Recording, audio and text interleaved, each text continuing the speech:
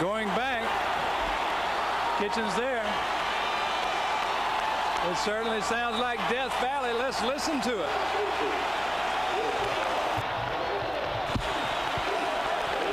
And you're right, Jordy. I'm not in San Diego. If I were in San Diego, I couldn't be here for Death Valley opening night. You wouldn't want to miss this. There's no doubt about that. Todd Kinchin, number 49, a junior from Trafton Academy right here in Baton Rouge, will be one of the deep men for the Tigers. One of the best kickers in college football, getting ready to kick off. And you see him there. John Casey, he's one of the captains, a 3-year letterman, and certainly a game winner field goal type kicker. And the kick is deep and will not be brought out by Harvey Williams. So the Tigers will go 1st and 10 at the 20-yard line as we start the 1990 season and a new decade and a 1-year career for Saul Graves. A 5th-year senior coming into this one. Georgia, by the way, in Baton Rouge has won 3, lost 3, and tied 1. So something's got to give tonight in this one. Saul had a tremendous career in high school up in Monroe, Louisiana, where he set all kind of state collegiate records passing. He's a very good passer. I don't think he's exactly the same type player that you see in Tommy Hodson, but he doesn't want to be another Tommy Hodson. Number 29 is Sammy Seamster. Number 22 is Harvey Williams. It'll be Williams on the left side. Breaks a couple of tackles and gets it near the 25. It'll be short of the 25-yard line. And Terry Evans came up to make the hit along with Donnie Mabe. Now Mabe, number 95, is one of those guys having to be called into duty here because Kurt Douglas is not here. A good look at the offensive lineman there. Blake Miller, of course, he's the leader of that offensive line, and he anchors it at the center position. Saul Graves, the quarterback. We'll give you the backs again in just a moment. They're in the eye. 2nd down and just about 6. Seamster straight ahead for a couple of yards. That's about it. They're going straight at the Bulldog defense. They're going straight at the Bulldog defense, but it was on an option play, bringing it to the fullback. Something we've seen very much in the last couple of years. I think you'll see LSU diversifying their offense more, not to just a pro-type drop-back pass, because I think Mike Archer and Ed Zonbreaker are going to adjust to the personnel that they have. They're going to utilize the best way they can the players they have. You saw the lineup there for the offensive backs and the tight end Bishop. It is 3rd down and 3 in the 27th. So movement both on the offense and defense. Who moved first? Who crossed that line? It might have been Andy Martin, the right tackle, who moved a bit early, and that drew the left outside linebacker Mo Lewis off, and that's what they'll step off. 5 yards. Al Ford, the referee. Legal procedure against the Tigers. It'll bring up 3rd and 8. Well, it's exciting to be back in Tiger Stadium for another year, and I'm looking forward to working again with you, Bert. It's going to be fun. It is going to be fun. It's going to be hot tonight. Yeah, 93 degrees game time kickoff temperature. And here's Saul Graves on his first pass of 1990, and it is complete. And it's to Marcus Carter. John Allen and George Wynn combined to make the hit. The first down markers at the 30, and it appears he has gotten that first down, and I mean by just an inch or two. It's going to be hot tonight. Yeah, 93 degrees game time kickoff temperature. And here's Saul Graves on his first pass of 1990, and it is complete. And it's to Marcus Carter. John Allen and George Wynn combined to make the hit. The first down markers at the 30, and it appears he has gotten that first down, and I mean by just an inch or two. The first pass for a quarterback coming in the game is always the toughest, and the first pass for Saul Graves coming in this game certainly had to be the toughest. 3rd and long, had to come up with a first down, keep the drive going, or start a drive, and Carter comes up with a nice catch right on the 30-yard line. That's where you call knowing where the yardsticks are. And he's a redshirt freshman playing in his first game, and that was his first reception. Handoff straight ahead. Ooh, nowhere to go. A big hit from Mo Lewis, the senior linebacker from Peachtree, Georgia, and one of the captains as Harvey Williams tried the middle of that line. Lewis is one of the outstanding linebackers in the conference. Mo Lewis fighting off the block there. Harvey Williams meeting him in the hole. Ooh, that's what you call let him look at your numbers and let him have it. It is 2nd down and 10. On the 30-yard line. Looks like he's going to call an audible here, Bert, as he realigns to an eye. And the pitch back to Harvey. Breaks one tackle and gets maybe a couple of yards. Looks like he went out of bounds after a 1-yard gain at the 31. Hargett came up, and so did Terry Evans again. Hargett's another one of their captains, a strong safety, number 25, and Evans an inside linebacker, number 45. And brings up a 3rd and long once again. Wesley Jacob coming in from the sideline, a wide receiver, perhaps with a play on 3rd down and 9 from the 31-yard line. Saul Graves looks like he's really calm. Doesn't look too nervous, but inside I'm sure that it's churned.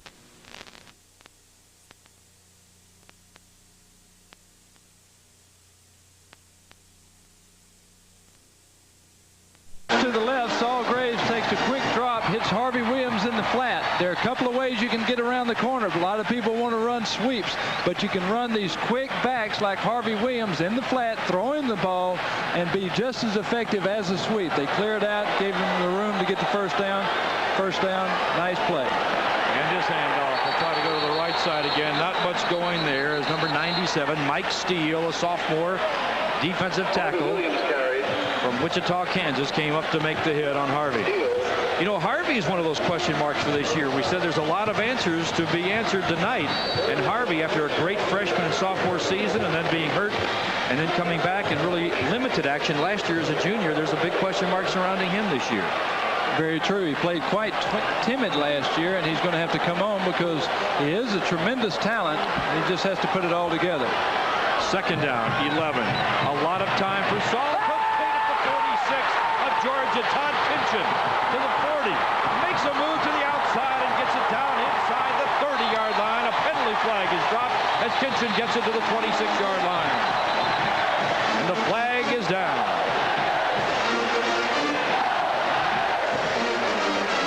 We'll take a look at it. Graves backing up. He has Williams breaking to the flat, which brings Kinchin open in between the linebackers on a quick slant. Todd, tremendous with the football after he catches it, moving up the field, making him miss. And unfortunately, a clipping call has been made against LSU. A 31-yard reception. However, they'll bring it back to the just outside the 46-yard line, and they're going to measure this one for a first down. Mike Archer taking a look at it himself, trying to see if it was indeed enough for the first down, and it will be close. Very close. I think he's got it, but then again, I'm looking through Tiger binoculars.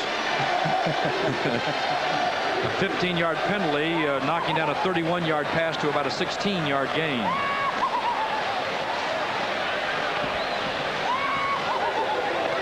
Let's see where it should be a first down. Ooh, it's close. Yeah, and he's got it by half a football.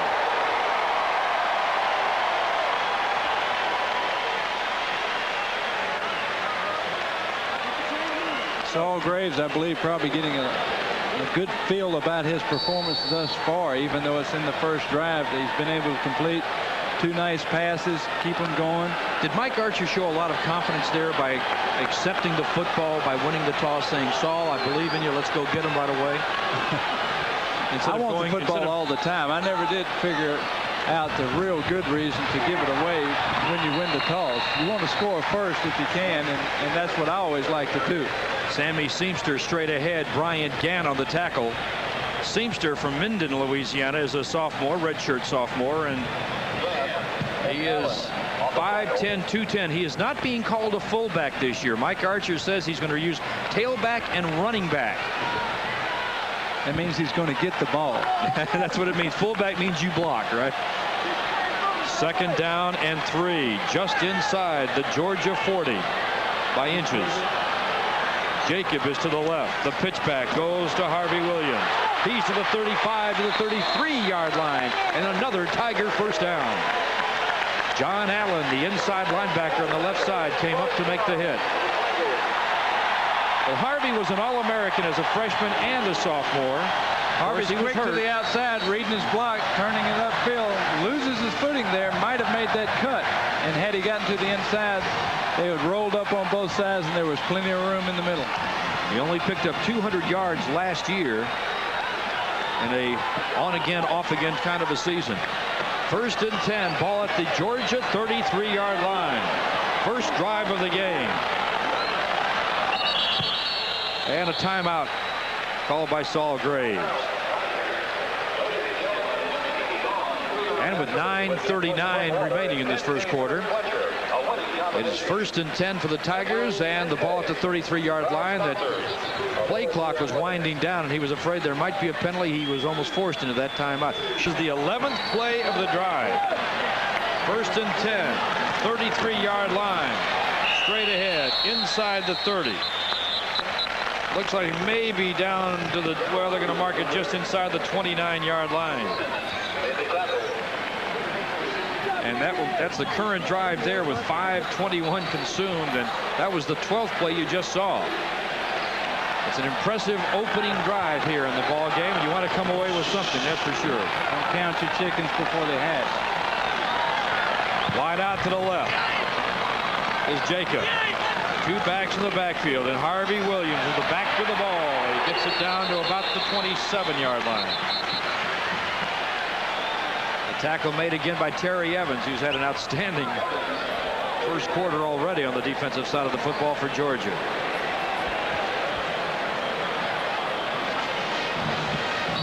Harvey's going to have to hit the inside holes much quicker than that. He can't go into the line timid, looking for a hole. He's going to go ahead and run through that hole, make himself get through that first siege of defenders there, and then get into the secondary. Can't do it by pitter-patting up to the line of scrimmage. He's calling an audible now on 3rd and 5 is Saul Graves, throwing under heavy pressure, and it's incomplete over the middle. A flag goes down. The intended receiver was Marcus Carter. Graves was being hit as he threw. Mo Lewis was coming in on the pressure with a blitz. And the ball went incomplete, but a flag went down. Here's another look. This is what they're going to try to do. Come right at Saul Graves. Inexperienced. Mo Lewis comes in from his right side. Saul could see him all the way. Anticipated it, got the ball off.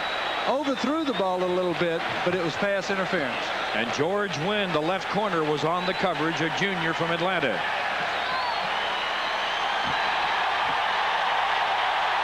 The ball will be placed inside the 15-yard line. It'll be 1st and 10 at the Georgia 14. Checking that sideline, Ray Goff looked like he wanted to call a timeout. He was yelling something over there, but no timeout was called. I think he was cheering them on. That's what it may have been. Wesley Jacob is wide to the left. They're going to move Kinchin over to the right side. I formation on 1st and 10. Straight ahead, Singster down near the 10-yard line. The sophomore from Minden. And Norman Cowens makes the tackle, the outside linebacker on the right side.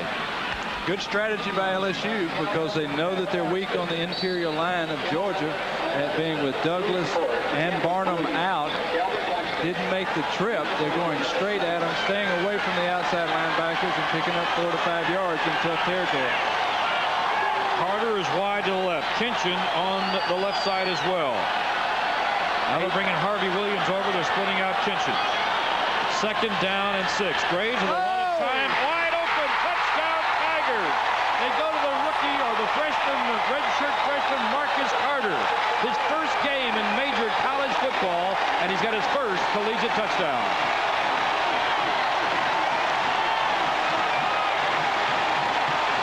And it's 6-0 LSU.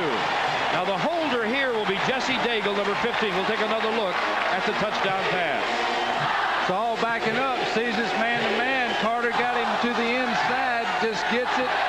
Touchdown. Good presence of mind, knowing where to go with the ball, patience while he's in the pocket. Good read on Saul Graves' part. The snap. The kick looked like it may have been blocked. It was touched and it was knocked around as Flores tried to get it up and did not. It is 6-0. And we'll be taking a local break here with 7:34 remaining. First quarter, LSU leading at 6-0 in Tiger Stadium. We'll be back after this local. Extremely well, 4 for 4, getting it in.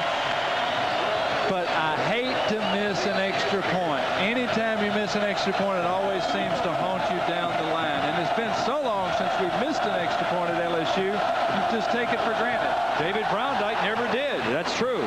Here's the kick now to Georgia. It'll be taken in at about the 12-yard line, weaving his way to the 25 to 30. And out near about the 33-yard line, a 20-yard return as McCoy took that kickoff and ran it up straight ahead. It is 1st and 10 for Georgia. The tackle made by Reggie Walker, number 56.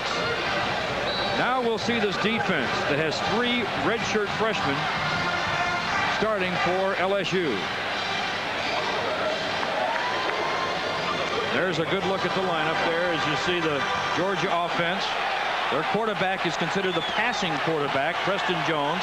Greg Talley is a more experienced junior quarterback, but they're looking to the future with a sophomore Preston Jones. And a quick pitch to the right side and a couple of yards out, maybe to the 37, as they try to go outside right away with Larry Ware. Looked like Marshall may have been the man to come up to make the hit. Anthony Marshall, the free safety, and here's the look at the defense. Boutte has moved back outside, number 95. He played inside last year. Hewitt and Swan are 2 of the redshirt freshmen, and they will be on the outside at the linebacker positions. Williams and Raymond are the corners, and Fuller the Marshall. The safeties, Marshall, another redshirt freshman, as the Bulldogs try the left side of the line this time and get it out near the 40-yard line. They try to go inside with Max Strong, the fullback. And a flag was dropped, and we'll see what this call is as you take a look at head coach Ray Goff. At number 35, you're looking at Swan. Big things are expected of him. Ravelro Swan, a redshirt freshman from Shreveport, number 35. Tremendous athlete, just looking for great things. Experience is all he needs. A personal foul against the Tigers will move the ball to the first down territory and into Tiger land at the 46-yard line. Some adjustments being made after that opening drive. A good look there at the sideline. It is now 1st and 10 at the 46-yard line. A quick drop and a quick toss incomplete, as Preston Jones tried to go to one of their outstanding receivers, Sean Hummings. They have 6 wide receivers. I don't know how they're going to get enough playing time to get enough catches to make a mark, but all 6 can catch and run with the football. Probably the most talented receiver crew in the SEC. Not taken from anybody. There's just so many of them. Great speed, great players. Preston Jones is the throwing quarterback from Georgia, and if you can believe it, Georgia threw for more yardage last year than they ran. And that was with Rodney Hampton in the backfield. Handoff straight ahead on a deep drop to Max Strong. And again, it was Swan, number 35, who came up to make the hard hit. And that'll bring up 3rd down and long, 3rd and 7. It was the first time in 25 years coming from the outside. See the quickness from his right defensive linebacker position on the line, making the play all the way across the ball in the backfield. Great effort. You mentioned the passing yardage overriding the rushing yardage, the first time in 25 years that it happened. They send a man in motion. They try to throw in the middle. The ball is deflected, and is it picked off? No, incomplete. A diving effort. Just could not quite come up with it. Ray Adams, the sophomore, made the dive. The nickelback in that situation. David Walkup putting some Jones pressure. sees the man over the middle. Walkup kisses him hello. He hit him hard, keeping him from making the catch, and it is now 4th and 7 and a punting situation. Now, their punters have not kicked in major college football, so this is going to be an experience here for the kicker. They're going to send deep number 81, Scott Armstrong, a redshirt freshman. 2 backs deep for the Tigers. The kick is away, and it is a good one. They're going to let it hit into the end zone. It'll be a touchback, and LSU will have it 1st and 10 at the 20 after a 43-yard punt. Well, we have a timeout here at Tiger Stadium, and we'll be back with LSU leading it 6-0 in Death Valley, USA. Stay with us. HSE brings you the 1st down 10, Tigers leading at 6-0. Saw a great good quarterback. A quick pitch to Harvey Williams, getting a lot of work tonight and hurdling some tacklers and getting near 1st down yardage on a nice run right near the 30-yard line. A little short perhaps for 1st down. Harvey Williams going over the left side. We need to feed this man the ball at least 30 times in a game. Good block from Harold Bishop. Excellent upfield, almost 1st down. Good 9-yard run, which makes the greatest down in football, 2nd and 1 foot. High backs, Williams, the up back, and Williams the deep back. And Matt Williams takes it for first down yardage as Darrell Williams, number 32. Hit by Simmons, an inside linebacker, but the Tigers get the first down just short of the 33. Saul Graves seems to be very much at home being the starting quarterback here tonight with a big home crowd on a very humid evening. Mike Archer had hoped for high temperatures and high humidity. It had been blowing a nice cool breeze right before the game time, but that breeze looks like it's well, there's a little breeze out there, but it was 93 degrees just before the kickoff. He got what he wanted. First and 10, 33. Seamster and Williams, Harvey in the backfield. Play action for Saul Graves. Incomplete. The first incompletion as it goes off the hands of Seamster. It'll bring up a second and 10. George Wynn, the left corner, on the coverage. A good pass. It should have been there a little bit earlier. I think when Saul goes back and looks at the film tomorrow, it's so much easier to play from up here, though, Larry. It's just no problem. But it was a roll-up zone, which gave Seamster the opportunity to take a pretty good hit on the outside when he was trying to catch the ball. Again, Darrell Williams and Harvey Williams in the backfield. Darrell will be number 32, the F-back. The deep handoff goes to Harvey, breaks the tackle, makes a move inside the 35, and goes up to about the 38-yard line. Ryan Gant and Norman Cowens coming up to put the brakes on him. We're down to about the 4-minute mark of the first quarter with LSU leading it 6-0. And here's another look at Harvey Williams. Just a draw coming out from the I formation. All it does is gives the ball to Harvey deep in the backfield. Offensive linemen try to tie up their defender and let him pick the spot to run. Pro set, split backfield on 3rd down and 5. In motion, Harvey Williams to the right side. And now rolling to the right is Saul Graves, and it goes incomplete, almost picked off. In fact, Wesley Jacob played more defense than he did offense there to make sure that ball would not be picked off. That was one of those passes that he probably punter in deep punt formation at about the 25-yard line. Chuck Carswell was one of the outstanding return men in the conference. He was injured on the last scrimmage of spring practice, so sat out last year. A good snap back and a low kick. It'll be fielded on a fair catch of the 27, and a flag goes down. He may have been bumped. Gordy Rush was down there, number 31. We'll see what this call is. A 34-yard punt. There's really no return, but now the penalty will come into play here.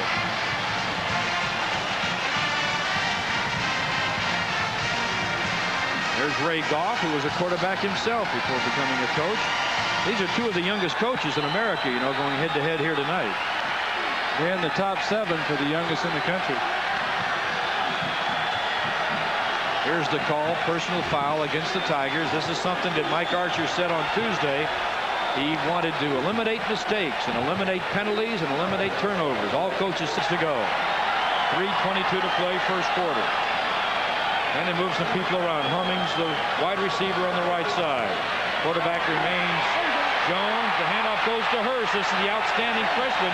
Many have said that he reminds them of a young Herschel Walker, and that was his first carry in college football, and he gets about 3 up to the 45-yard line. I think anybody that goes to Georgia, they say, is a young Herschel Walker because he was so good. But I think Hurst is a good bit smaller. He's more of a scat type back than a power back. Harvey, who's a freshman behind him, who's a tremendous ball player, and we'll probably see him, is more of the Herschel Walker power runner. 2nd down and 7. Quick toss behind the line of scrimmage is complete. First down yardage is made out to about the route outside the 45-yard line. Is a quick toss to Arthur Marshall. A 9-yard pickup, and Swan made the hit for LSU. He had help from Anthony Marshall, 2 redshirt freshmen coming up to make the hit. He's one of the great receivers they have, Marshall. Quarterback just takes literally 1 step from the center, throws the ball to him, has the slot man going downfield, blocking on the corner, trying to make something happen. Georgia has won 75% of their openers in college football. That's not bad. On first down, a deep drop this time, and a deep toss. It is caught and out of bounds inside the 15 by Sean Hummings, a senior wide receiver, and a 31-yard gain. Just a fine play here. Jones gets back. Corner. Gets right over him. Foot was in. Hummings, fine play. At the 14-yard line, it is first down 10 Bulldogs. A wide out to the left is Damon Evans. In motion, Marshall. Handoff straight ahead, and not much. Maybe two, as Alfonso Ellis carried the ball straight ahead.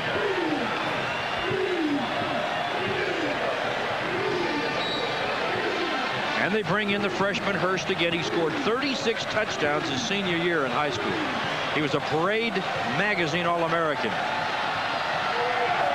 5'11", 190, and he wears number 5. A good shot here, quarterback Preston Jones, the sophomore. Second down, and a long 9. Play action pass. Screen to Hurst.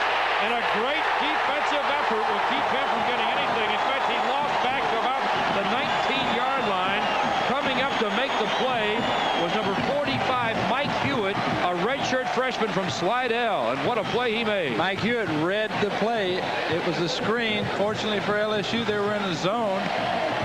And Hewitt, I think, was keying on Hurst all the way on that one play. Read the zone, read the screen, read the lineman going out, went out and made the play, got behind the offensive line and made the tackle. It is third down and 14. Two wide outs left side. Jones to pass again. And he's got it complete. Looks like Marshall at about the 7. It is short of a first down. They had to get inside the 5. Anthony Williams on the tackle. An 11-yard gain. It'll bring up a fourth down and 3. And Georgia will call a timeout, I believe. And Marshall took a tremendous official timeout there. I believe Marshall is down on the field. And that's what it is. It's an injury to Marshall. It propped going. He had a great deal of enthusiasm, and this has maybe dampened that a bit. Georgia will try a field goal of 24 yards. The left-footed booter is Casey. A high snap got down, and the kick is up, and it is good. So Georgia gets on the board with a 24-yard field goal from Casey, and it is now a 6-3 ball game. Once again, missing that extra point seems to always haunt you. Now they're just a field goal away from tying it up. Casey's, and they're kicking away from him, trying to go to Kinchin, and it goes out of bounds after it crossed the goal line. It'll be a touchback and brought out to the 20. Well, there's only 1 second remaining. Will be out indefinitely. Luke moved up to number 2. He's a redshirt freshman from Baton Rouge, and now has a chance to play here. The waning moments of the opening quarter. Nice run for Sammy Seamsters. He gets across the 26 to the 27-yard line, and that will do it. We've reached the end of the first quarter here in Tiger Stadium in Death Valley, USA. We'll take a break, and we'll be back with LSU leading Georgia 113-60 after the first quarter. And LSU has been very balanced, 56 on the ground and 57 yards by passing. And they're in a good situation. They just made a good first down play, picked up 7 yards, takes the pressure off the second down play. You always want to be able to get 4 to 5 yards on your first down, which makes your offense a whole lot easier from there on out. And the backfield now looks like Calvin Wyndham as the deep back. The pitch out goes to Calvin. Penalty flag is down, and he spins his way up to about the 36-yard line. A nice run for Calvin, but a flag was dropped. A 9-yard pickup. He is a junior from Orlando, and he is lettered twice in a Tiger uniform. Really was called on when Harvey was hurt, and he saw a lot of action during that time. But this one will be nullified with the flag being dropped. There's the step off. Back to about the 17-yard line. Referee Al Ford has not given us the indication. The penalties now, LSU 5 for 60 yards. It'll bring up 2nd down and 13. He wants to keep it a secret. But anytime an umpire throws a flag that early, normally it means interior holding. And they did move it back to the 17-yard line. 2nd down, 13. Wyndham, look at that. He will not go down. He spins his way back up near the 19-yard line. Well, it's that desire and effort that has gotten him the playing time that he has gotten over the last couple of years. And there's his average. You see, gained 200 yards last year. And that was with Harvey back. That's correct. And he is a good running back. He's a good, hard-nosed running back. Looks for the hole, spins, keeps his feet well, and moves forward. Excellent receiver out of the backfield. 3rd down, 11. Kinchin wide to the right. Marcus Carter in the slot to the right. Play action rollout for Chad Luke, and it's complete out to the 33-yard line as Todd Kinchin makes the catch. Greg LaFleur, a former tight end for the Tigers, addressed the quarterback club in New Orleans this week, and he said that Kinchin reminds him of Pat Tilley. He has never seen him drop a pass. And Tilley, when he played pro ball with LaFleur, he said he never saw him drop one in practice or a game. And there's a good example there. Well, that's one of those passes where you're not sure he's throwing it to, but it came out real well. Todd was there to make the play. It was a roll to the right.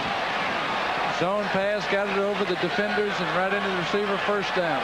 On a 3rd 11 play, it's a 1st down for the Tigers at the 34-yard line. Oh, another mistake. Kinchin this time perhaps a bit anxious to get off that line of scrimmage, jumped early. If coaches didn't fear for injuries, I think that it would be a great idea to have a 4-quarter game played, but bring in like 2 other or 3 other schools and play like a jamboree type thing for college football. Maybe play only a half, but have 4 schools come in for a preseason type shakedown like the pros do. Of course, the pros have too long of a preseason, I think. Well, I'm not sure it's a good idea. I think they get enough playing time. I think it would take away from the actual dynamics of the opening game of the year. And it was electric tonight, that's for sure. 1st down, 15 now. Blitz is on. And look at this. Sammy Seamster weaving his way out to about the 33-yard line. Dwayne Simmons, along with George Wynn, making the hit on Sammy Seamster. Seamster setting up. It's a blitz. Tough play running a draw against a blitz, but Seamster made him miss. Moves it up the field for a short gain. They marked it down at the 32-yard line, just outside the 32. And it is now 2nd down and 11.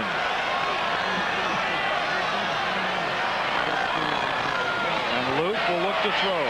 Pump fake, and he'll keep it and run, but he won't get much. And a flag has gone down, a pair of flags. As Luke went down, he was hit after he was down, and this should be against the Bulldogs.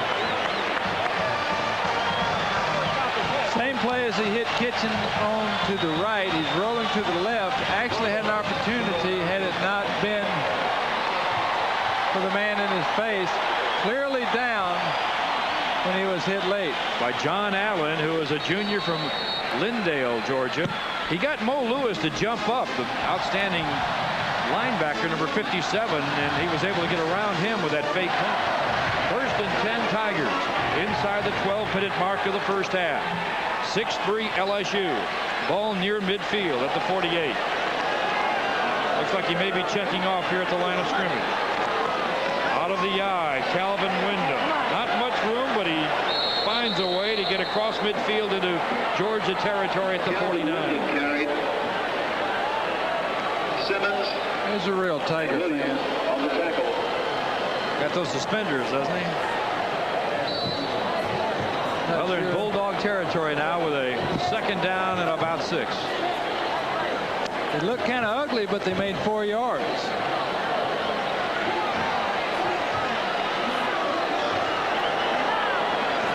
Wesley Jacob is wide to the right, and Kinchin is wide to the left, right on the 50-yard line.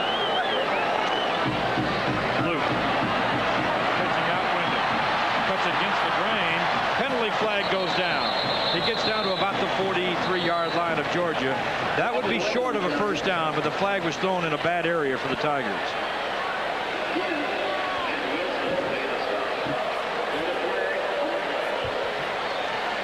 Mike Archer seeing what the situation will call for here, and here's the word from Al Ford, the referee. Holding is the call. Well, when you saw the flag go down in that spot, it looked like it might be that situation.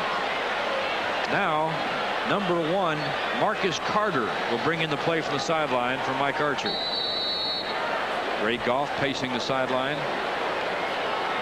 Coaching will make a young man old in a hurry, won't it? And here comes Harvey Williams back in the game.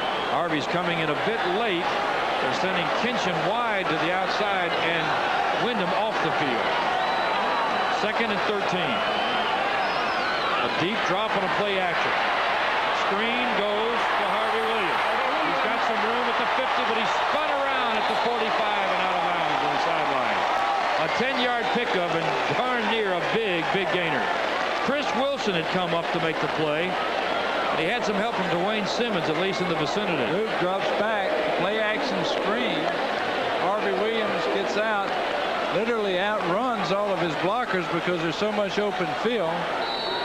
Had he made that man miss, he would have had an opportunity for some real good yards.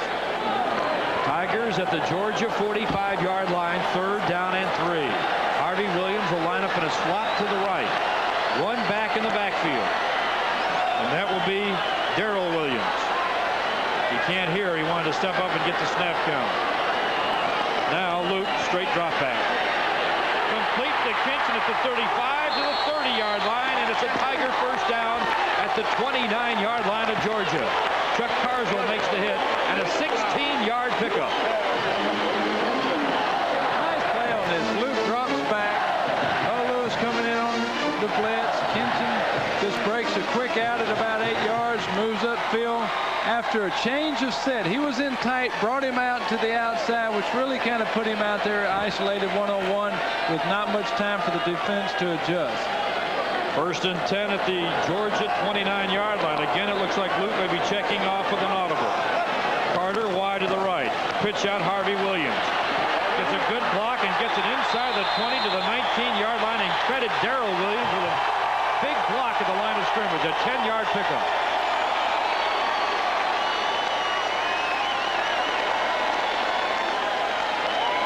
Another look at it. Seamster on this play, knocking Mo Lewis almost 4 to 5 yards back out of the play, which enabled Harvey Williams to turn upfield unmolested. And Harvey, you probably ought to think about the next play a little bit more and a little bit less about the stands. A little more team play is what the team needs. 1st and 10 at the 19-yard line. Tyke Tolbert is checked in as a wide out to the left, and it may have been too much time. Nope, it wasn't too much time. They got 5 seconds. Raymond Smoot had moved, and that may have been the call, and that's what it will be. Tyke Tolbert is checked in. We should mention that. He's a senior, number 84 from Conroe, Texas. Carter checks in, as you see, with a play as he gives that to Luke. That's one problem about changing personnel around, especially in a place like Tiger Stadium. Every quarterback has a little bit different cadence. And when you move from one quarterback to another, you're going to have these problems like that, especially when you can't hear well. 1st and 15 at the 24-yard line. 6-3, LSU leading Georgia. We're in the 2nd quarter. Harvey Williams finds a hole, breaks it open, spins his way down to the 7-yard line. That was good blocking and good running. A 17-yard pickup. Earlier we said we need Harvey Williams to hit the line quick. Watch him. He goes straight through the line of scrimmage, breaks that initial surge, turns it into the defensive secondary, and makes a fine play. Potential face mask there, but doesn't look as if it were seen. It is now 1st and goal at the 7. Wesley Jacob goes wide to the right. Kinchin is to the left. The pitch out to Harvey Williams. Ball pops loose and went up in the air, and it's down at the goal line. The ball is loose, and Georgia may have recovered it. A big pileup down there. Brian Gant of Georgia, I believe, came up with it. A fumble with the ball at the 3 went up into the air, and it bounces on the turf at the 1, inside the 1 near the goal line. Watch it. If you cannot make a mistake on any place of the field. It's right here, going in to score or coming out of your own goal line area. Harvey Williams needs to hold on to the ball on that. Dwayne Simmons made the hit, I believe, and it was number 88, Bryant Gant, who recovered the football. Now they're trying to bring it out to the 20. They're bringing it out to the 15-yard line. I thought that ball, illegal procedure. They brought it out to the 20. I'm telling you, I thought that ball was right at the foot line. I did not think that ball was in the end zone. Well, it doesn't make a whole lot of difference now. They think it was in the end zone, so here they come. And that's where it'll be, at the 15, where it is 1st and 15. The pitch out to Larry Ware, and he's hit right away by Darryl McCarvey. Number 25, who's a sophomore, backup strong safety. That'll bring up 2nd down, and I believe still 15. He got nothing. Darryl McCorvey coming over here from the strong safety position. Ooh, he played off a block. Played off the block and made the tackle. Excellent play by him. Good job, Darryl. It is 6-3 LSU in Tiger Stadium. 8 minutes remain in the first half. 2nd down, 15, Georgia. 2 wide out to the right side. Straight drop back. He dumps it off to the 20, the 25, or about the 27-yard line as he goes to Max Strong, the fullback. A 12-yard pickup. Sometimes you wonder how these things can happen. The first thing you say coming out of the huddle on a 2nd and 14 is watch the screen, watch the draw. And that's what just happened there. A good screen play. They got blockers in front, moved it up the field. And they get out of the hole a bit, but it is still 3rd down and 3, and the ball at the 27. They send a man in motion. That is Hastings. A pass to the 30, which is near 1st down yardage, and he gets it with a spin, and it is Andre Hastings, a true freshman, who makes his first catch in college football and picks up a mighty big 1st down. 7 yards on the game. Rather unusual play for Georgia on 3rd and 2.5 to sprint out and throw the ball. You know, I talked with their offensive line coach just before the game, Joe Hollis, and he told me that look for a pass on 3rd and 3 or whatever. We don't run it like we used to. We do throw the ball. We try to mix it up. I didn't know whether he was just telling me that, but now we see it was he meant it. 1st and 10. Ball at the 34-yard line. And Strong again with a strong run to about the 38. And the hit by David Walkup, who we saw make some big plays last year as a freshman. From the Woodlands, Texas, a sophomore. And he lettered last year, number 85. The ball at the 38, bringing up 2nd down and 6. They bring a very tall and rangy receiver, Evans, to the right side. He's 6'3", 185. And he gets the football across midfield with a 1st down in Tiger territory at the 48. A 14-yard pickup. Evans on the outside of the slot uses the inside man kind of as a decoy. Gets us right behind the linebacker up the field. Just a 3-step drop, throw the ball. Corey Raymond came up to make the hit. He had some help, but it is now 1st and 10 Georgia at the 48-yard line.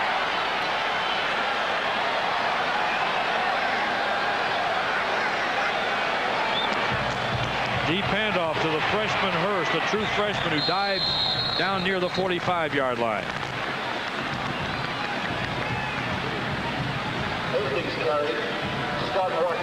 On the tackle. And with that carry, it'll bring up a 2nd down and 7 for Georgia. Both teams really mixing it up offensively. You're both teams moving the ball effectively. For a 6-3 score, you would think there would be more points because the teams have been moving the football. But a fumble at the goal line for LSU negated an opportunity there. Penalty flag is down. Scrambling quarterback Jones will dive to about the 41-yard line. David Walkup coming up. Jones carry. And Juan Sendoya. See what this will be against Georgia. Sendoya, number 58, a sophomore from Miami. And you got a good look now as the Tigers will wait for the walk. Well, they actually make the decision before they decide what they will do. Take a look at Williams.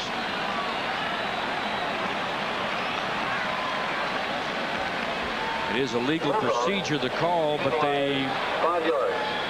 will put the ball now just inside the Tigers' side of the 50-yard line. It'll bring up 2nd and 12. Inside the 6-minute mark. First half action. Tiger Stadium. Opening game for both clubs. The first time they have played each other in an opening game. The pass is broken up at the 35-yard line as Ray Adams came up to separate that football from Sean Hummings. Ray Adams did a fine job on that, making up for that corner play on the other side of the field when he let the receiver get behind him. Adams beat the receiver to the inside there and knocked the play down. Another look at it from right the of screen. Watch Adams close in on the ball. Ball's a little bit behind him, but he comes in there and makes the play. Good job, Raphael Adams. 3rd down and 12 at midfield for Georgia. Hastings in motion. Straight drop back, nothing fancy. Straight over the middle. It is intercepted by Corey Raymond of LSU. He goes out of bounds at the 22-yard line, but the junior from New Iberia forces the first turnover of 1990 for the LSU defense. Big play on 3rd and 12 for the LSU defense as Corey Raymond picks it off. Well, the turnovers are coming up with a turnover. Jones dropping back, thinks the safety is not there. Just lobs it over the receiver. Corey is right there, as if he threw the ball to him. Proud to be a major sponsor. Well, the Tigers will now have it. First down, 10, and the ball at the 22-yard line. I formation. Wideouts left and right. 5:30 to play in the first half. And the quarterback is Saul Graves, and the running back is Calvin Wyndham. He gets it out to about the 28-yard line. Are we seeing a beginning of another 2-quarterback system? Torrey Evans on the tackle. You cringe when I say 2-quarterback system, don't you? Let's not start that subject. I think Mike Archer certainly wants to have more than one quarterback with experience at all times.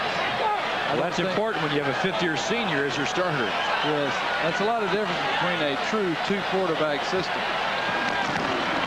Almost a fumble on the exchange. Snap, but Graves was able to handle it and finally get the handoff off, and the ball gets up to, well, they get it up to about the 30-yard line. That was very fortunate that ball didn't come loose. Quick hands for Saul Graves, perhaps saving that one. And Wesley Jacob will check in from the sideline with a play on a 3rd and 2 at the 30-yard line. Good look at the offensive line as they break the huddle. We're looking at Ross Setters in there at left tackle. He is checked in for Smoot. 3rd down and 2. Handoff Wyndham. Yes, he dives forward for an apparent first down up to the 33-yard line. We'll wait for the official word. Setters the left tackle, Landry at left guard, Miller the center, Truax and Martin on the right side. And it is a Tiger first down. Calvin Wyndham, a power runner, turns the nose up the field and gets the first down. Looks like Godfrey is checked in there as a, well, he's the backup center, but he's in there as the center. So I mentioned Miller, but it is Godfrey.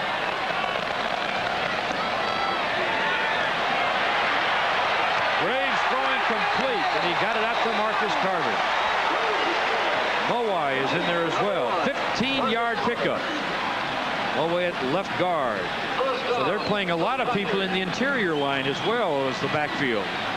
Well, like we said, there are not a lot of experienced players out there. Saul dropping back, same zone pass. You'll see a man out in the flat. Marcus Carter hooks it up to the inside. Saul Graves takes his pick, sees which way the linebacker has gone. Came back to Carter. 1st and 10, less than 4 minutes to go in the half. Ball at the 47-yard line. Quick pitch, Wyndham, right side. And out of bounds at midfield. And he picks up a quick three as Torrey Evans from Atlanta, a sophomore, bumped him out of bounds. Wind is a factor. 3:44 to play. First half action. Ball right at midfield, 2nd and 7. Seamster and Wyndham in the backfield. This is Wyndham. Not much. Into Bulldog territory to the 48. A couple of yards. It'll bring up 3rd down and about 5. There you see the time. Winding down here in the first half. You predicted a low-scoring game. It has been that in the first half, yet both offenses have been very good. Both offenses have been able to move the ball up and down the field. Harvey Williams making the fumble on the goal line down here. Came away with a missed opportunity there. Besides that, they've been marching up and down in between the 20s. And the Tigers got an interception to stop the Georgia drive. Here it is, 3rd and 5. Jacob in motion. Graves having to avoid a tackler and cannot do it.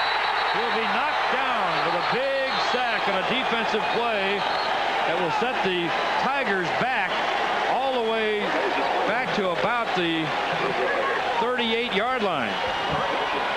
Boy, what a play. And the play was made by Greg Jackson, who is a backup linebacker for Norman Cowan, a sophomore who broke through to make the tackle.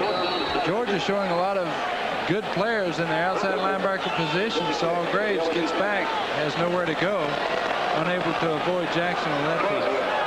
Griffin and punt formation. You want to keep it away from Carswell. You don't want number 27 to get much running room because he can break them. 2:25 to play in the half. High snap gets away. Griffin chases it down.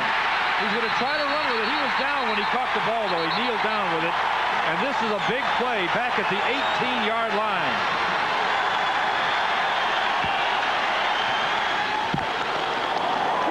A loss of 20 yards. All the way back to the 18-yard line. Bad snap. Griffith just unable to handle it over his head.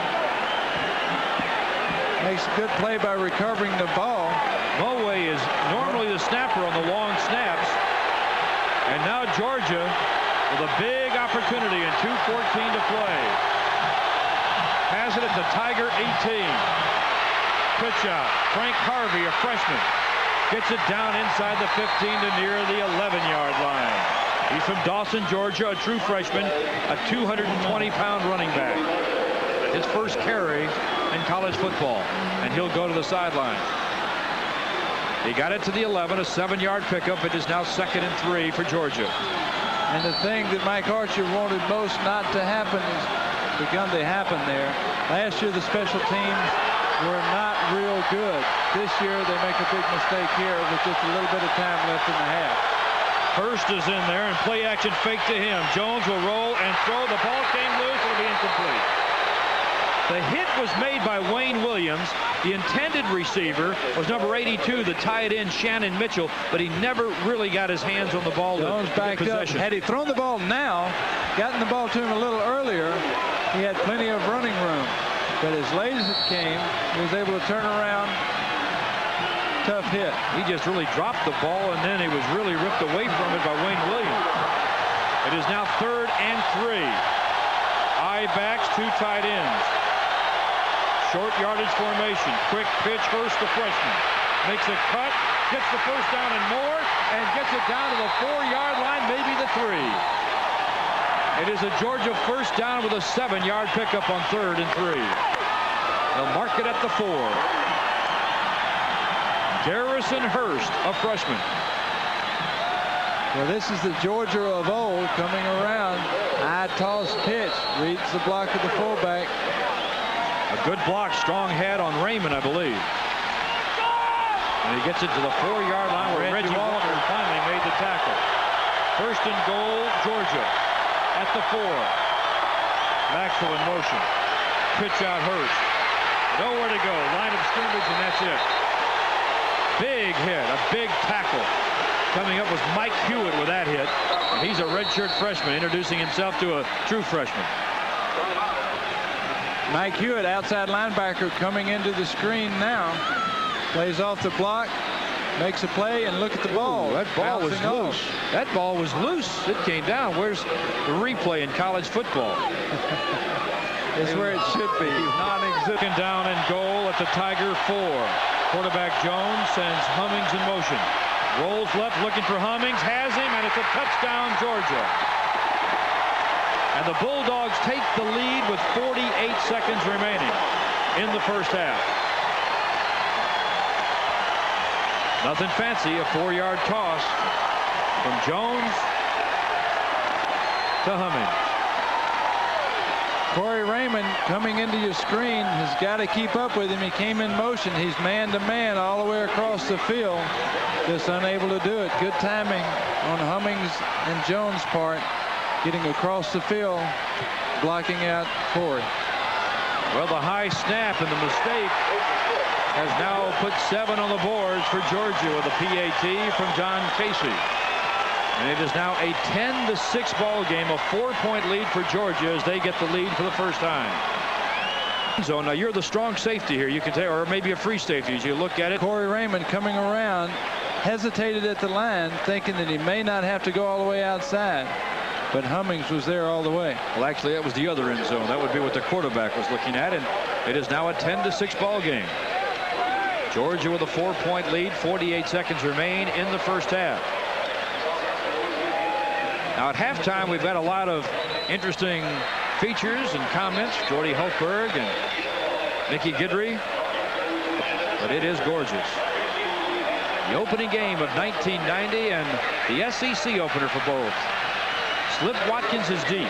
And Harvey Williams. Harvey Williams on the near side as Casey prepares to kick off. Here's a note. Under Goff, Georgia has been a 4-2 team when the Bulldogs have scored 20 or more points. They've scored 10 here. Larry Matchett along with Burt Jones. And we'll see Saul Graves trot out to be the quarterback here in the waning moments of the first half. We'll check the offensive lineup for you. 2, Harvey Williams, the deep back. Pinchot is to the left. Jacobs is to the right. And a hand up goes to Harvey Williams. It's a nice move, cutting and weaving his way out to the 30-yard line. It looks like enough for a first down. John Allen makes the tackle. But the clock very much a factor at 39 seconds. A 12-yard pickup. And it's first down LSU. The clock starts moving now, down to 35 seconds left. On the in-between, can't tell if they really want to go try to get some points or they kind of backed up. Don't want to give the opportunity away to Georgia. And it'll be Harvey Williams trying to leap over, and he gets it out to about the 33, 30. And it's first down LSU. The clock starts moving now, down to 35 seconds left. On the in-between, can't tell if they really want to go try to get some points or they kind of backed up. Don't want to give the opportunity away to Georgia. And it'll be Harvey Williams trying to leap over, and he gets it out to about the 33, 34-yard line. And well, now that may have been the last play of this first half. What you don't want to do is force a big mistake here and trying to do too much too soon. They're going to let the clock wind out. That'll do it here in the first half. It'll be 10-6 Georgia. As we take the break, it is halftime. And we'll take a local break here at Tiger Stadium. LSU down by 4. It's Georgia 10, LSU 6. We'll be back right after this local timeout. To do things right and not. The bad snap on the punt. Harvey Williams fumbling into the end zone when we're going in to score. Not a good situation. And we're going to find out right now in this second half. The first game jitter should be over, and they should be ready to play football. Down on the field now, the Tigers getting ready to kick off to Georgia, and the Bulldogs will have the first opportunity to have the football in the third quarter. Is getting ready to kick off, and this boot will be taken at about the 2-yard line. And coming out with it to about the 17 or 18-yard line. The Georgia Bulldogs will have it first and 10 with the 10-6 lead here at halftime, and now the third quarter as they get ready to go. Well, I tell you what, it has been hot and humid in this press box. I don't know if... Here we go. 1st and 10 for the Georgia Bulldogs. At quarterback Preston Jones. He has gone all the way. And a handoff to the left side and not much running room. The Tiger defense shows they're ready to play in this 3rd quarter. Handoff going to Max Strong, the fullback, and Mark Boutte making his presence felt. Number 95, the junior from Lake Charles, who's playing on the outside now at a tackle, where last year he played as a nose guard.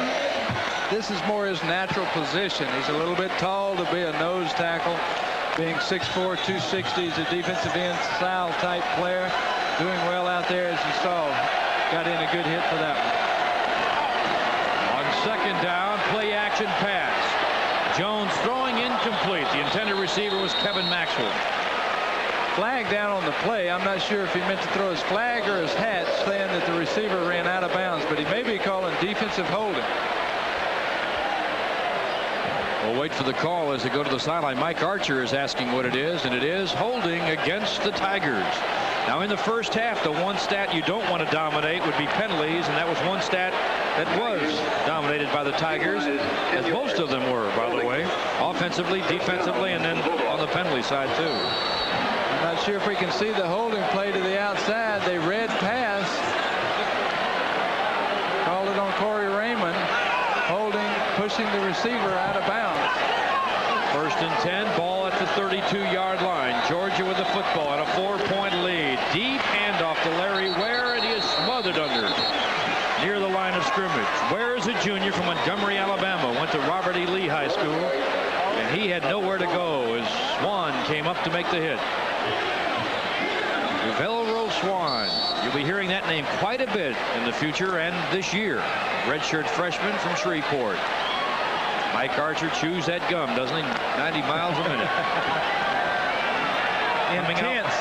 He is intense. Coming out wide to the right is Damon Evans. He is 6'3", 6'4", a big guy. Ball batted away, and he goes incomplete. As Mike Hewitt, who has really had an outstanding first half, picks up where he left off here in the 3rd quarter. He is another one of those redshirt freshmen, as a flag was dropped on that play. Mike Hewitt playing off the block there, reads the pass, jumps up. Not only does he bat the ball, but he's thinking interception at the same time. Nice play, Mike.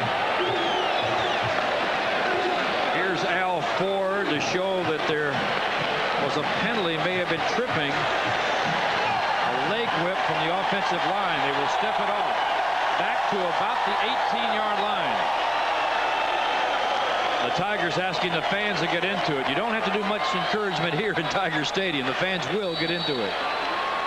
It is 10-6 Georgia. Bulldogs faced with a 3rd down and a long yardage at the 18. They've got to get all the way up to the 42-yard line. I'll make it 2nd down because it is the penalty.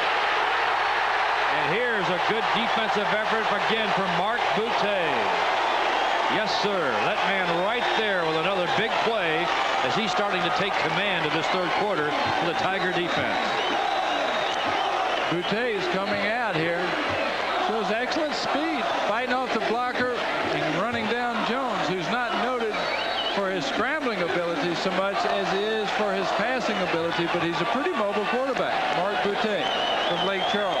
Now it is a 3rd and 25. 25 yards to go for a 1st down.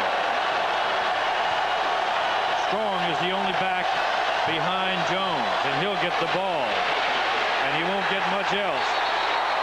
Coming up again is Swan, number 35. He had some help in that inside. Walkup was there. Walkup and Swan making the hit. 35 and 85, and it's 4th and a long way. Well, the play by Swan. Good instincts on the field, finding the ball and going to it. There's a high snap, but the punt is away.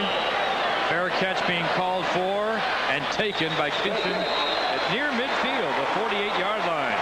As Scott Armstrong booms a 33-yarder, not much of a boom. We're going to take a break here with 12 minutes to play in the 3rd quarter. Georgia leads LSU. Seamster and Williams behind Graves as he goes to throw on 1st down, and this one is deflected, and no, he's out of bounds, incomplete. I believe he came up with it. The tight end, Harold Bishop, made the catch after the deflection. He was just out of bounds. Saul Graves did a good job avoiding the rush there. Drops back, play takes a little more time than what he was anticipating.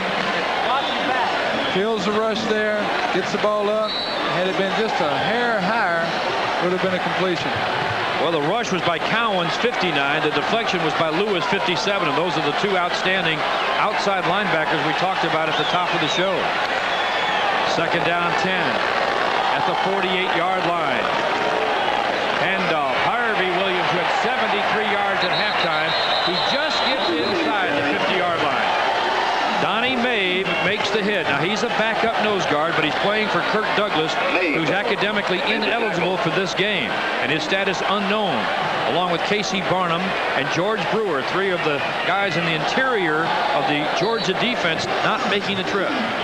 LSU came out, did exactly what they had to do on defense, stop them, make them punt, give the offense good field position. Now it's 3rd and 7. LSU offense has to respond equally as well as the defense and come up with a first down. 3rd and 7. They've got to get it to the 42-yard line. Jacob in motion. Defense may have moved. I don't see a flag. There goes the flag. And there goes Kinchin. But short of a first down. The flag may have caused some problems. We'll see what it is. Mo Lewis makes the tackle, and it looks like it will be against Georgia. It's going to cause a problem for Georgia because now it's going to afford LSU another opportunity to make a first down. Instead of 3rd and 7, now it's going to be 3rd and 2. The Tigers a little out of sync on that play when the flag went down. I think they felt maybe the whistle might blow before the snap, and it didn't, and they didn't quite carry out the play, but hey, they're going to get the 5 yards. And as you mentioned now, Bert, it'll be 3rd and short yardage, 3rd and 2. Carter comes in with a play from the sideline. That was Marcus Carter, number 1. Kinchin goes wide out to the right. Carter wide out to the left. 3rd down 2. Inside the 45. It's a long 2. Williams, yes. Down to the 41. It looks like he got the first down if they mark his forward progress. And it looks like they will. Mike Steele makes the tackle, number 97. From Wichita, Kansas, a sophomore. They won't even have to measure. It's a first down for the Tigers. Harvey is edging toward that 100-yard mark with 73 in the first. He's got 79 now in the game. 73 in the first half, 6 more here in the third quarter. That would be half the number of yards he made all last year. Of course, he was injury-plagued last year. And off straight ahead, and Seamster breaks it through to the 30-yard line of Georgia. And another Tiger first down. 11 yards straight ahead.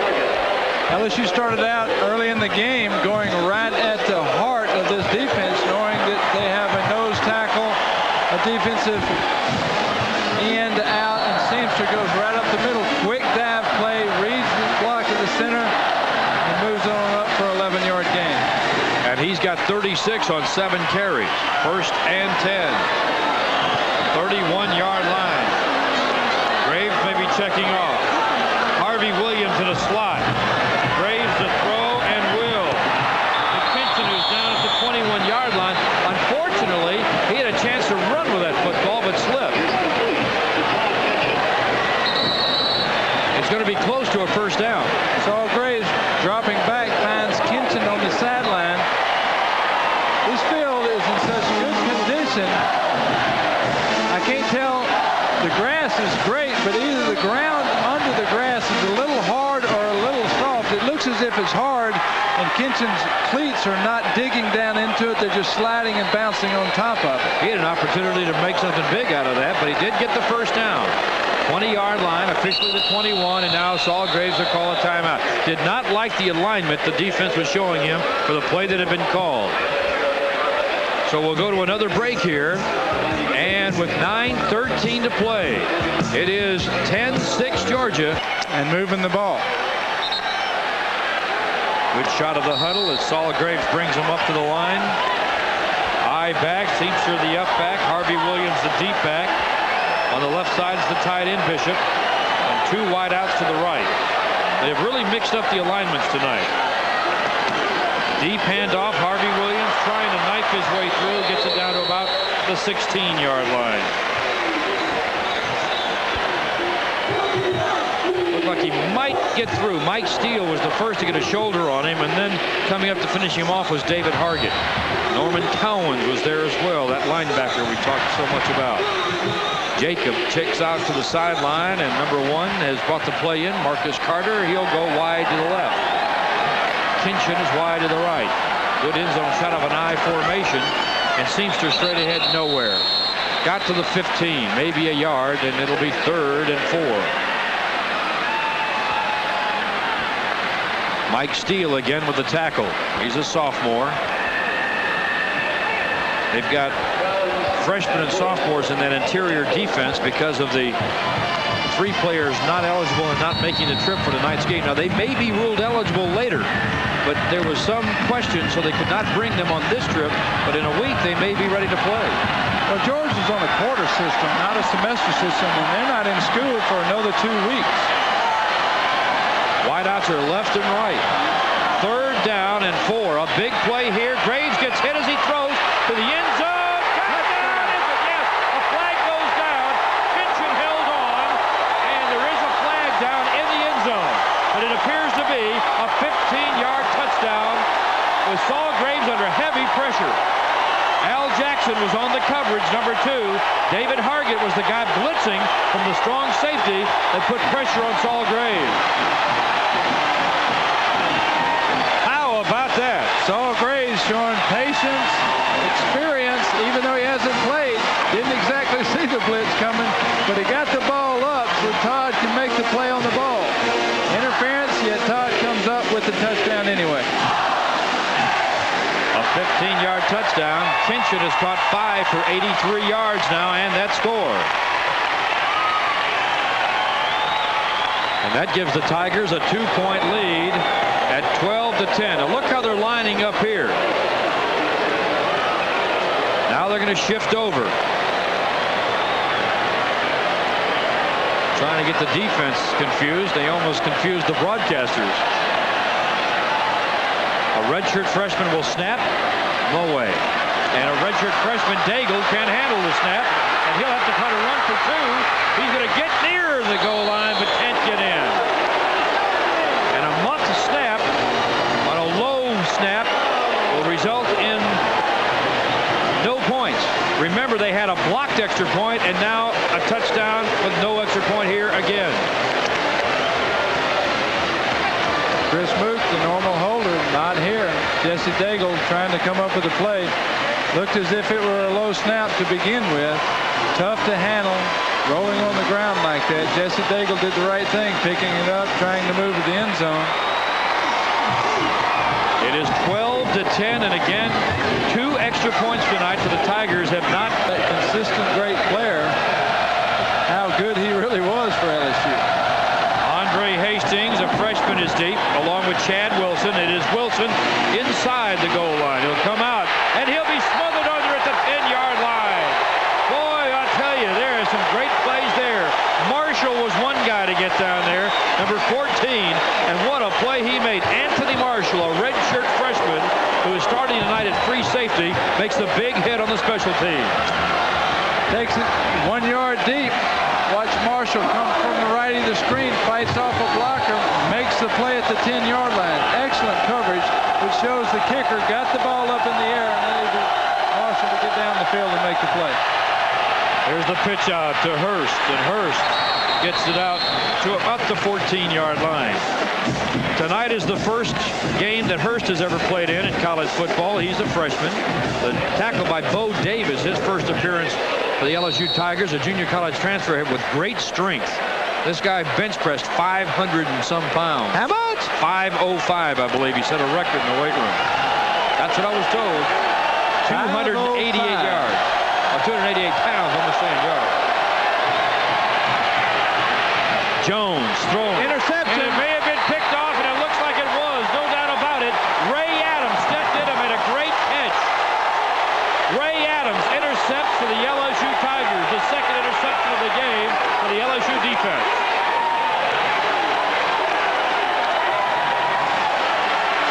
This one takes place at the 24-yard line of Georgia.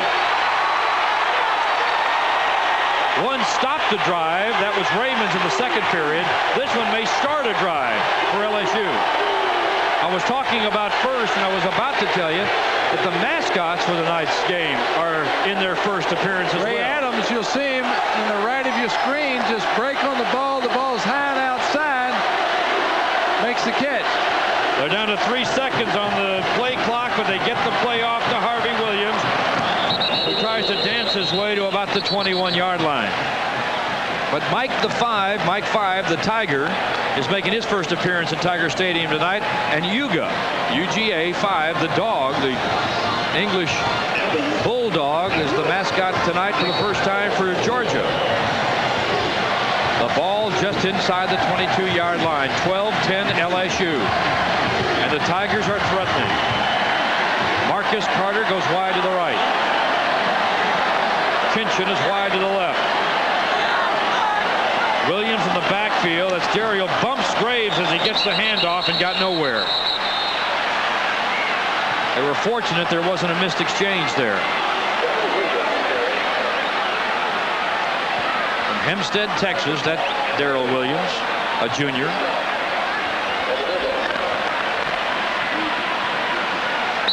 It is now 3rd down and 8 for LSU. It was the 3rd and 4 play that Graves found Kinchin for a 15-yard touchdown.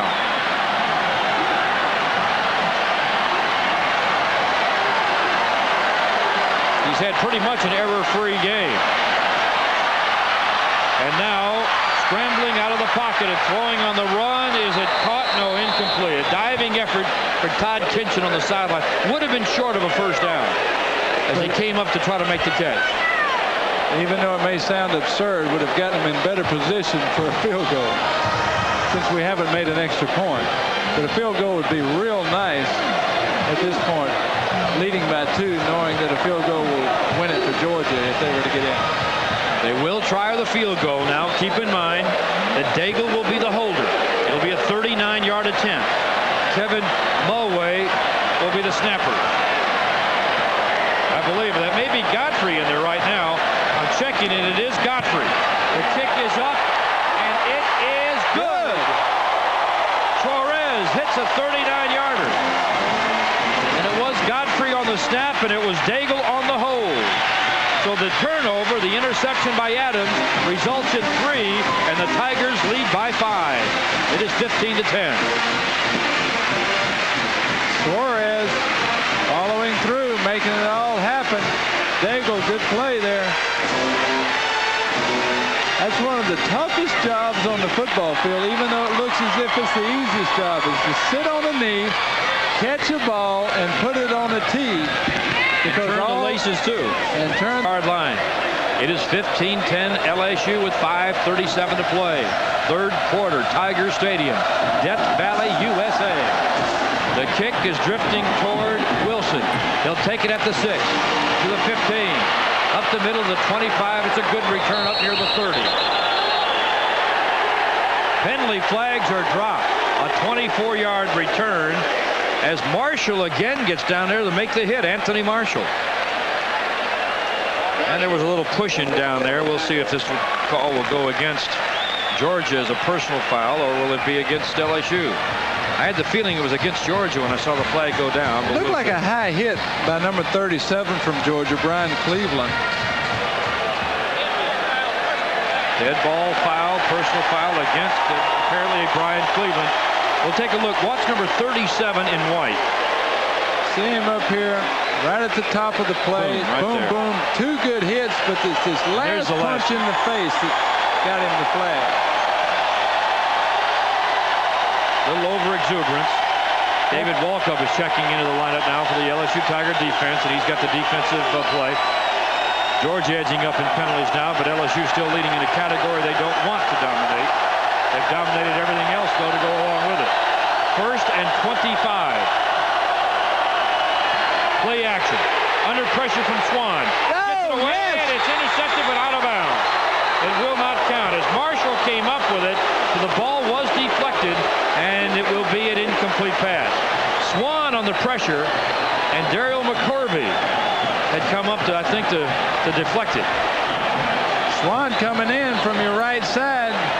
see the speed, putting pressure on Jones. And had you look downfield, there was not a receiver downfield to that side except for a delayed tight end, and it was man-for-man coverage. Jones was just hung on that play. Hand off to Hurst, who's hit right away by Boutte, and he gets out to about the 15, which is the line of scrimmage. Mark Boutte really penetrated that time and hit him almost about the time he got the football. That'll bring up 3rd and 25. Mark Boutte came in well on that. Got good penetration, made the good hit, knocked it back down. At the 15-yard line, it is 3rd and 25 for Georgia. And Pete Jenkins said he had a chance to have a real good defense, and they're beginning to show it now. No doubt about that. Here's the pitch out to Hurst. Makes a cut to the outside, then the inside, and now gets to about the 28-yard line.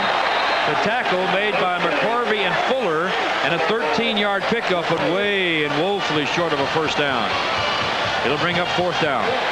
This is one of those plays just to get you some ground back.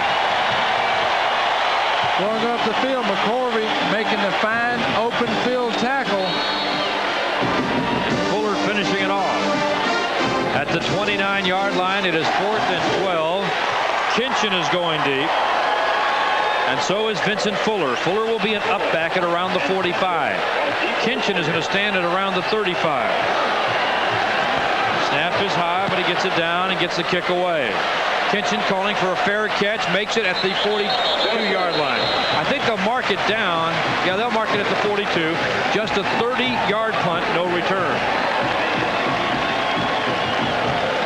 And with teams that he started off with. Like Auburn played Cal State Texas A&M, huh? Well, I do remember that. I'm sorry. How soon you forget. I'm thinking conference and not nationally, I guess. Here's Harvey Williams across the 46 to the 47-yard line. Corey Evans makes the tackle. Yeah, you're right. A&M's a big game, whether you play them at the first or at the end, and it has been the first recently, hasn't it? Like last year. 15-10, LSU by 5 with 3:29 to play. 3rd quarter action. Kinchin wide left. Carter wide to the right. Chad Luke, the quarterback. Handoff goes to Harvey Williams, 45, and down to the 40. Nice tackle, but an even better run. Good block from Todd Kinchin as John Allen comes up to make the hit. And the real play was made by Sammy Seamster right here on your left side. Watch him take the legs out from Mo Lewis, the potential All-American linebacker, freed up Harvey Williams to go up the field unmolested for 15 to 18 yards. Keep in mind, here's Williams over 100 yards now. He gained only 200 and some odd yards last year in the entire season as he was on again, off again with that injury. Here's the pitch out. Harvey's hit hard and dropped at the 37-yard line on a penalty play.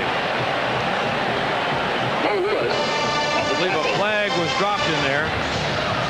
That's a good thing about football. Mo Lewis came back after being out of the play last time, making the play this time. Holding on offense. It was delay of game, I believe, wasn't it? I didn't see the call. I was looking down. It was a hold. That's not good. Tigers are penalized 10 yards. Holding. It was holding. The ball moved back to the Tigers side of the 50 at the 49-yard line.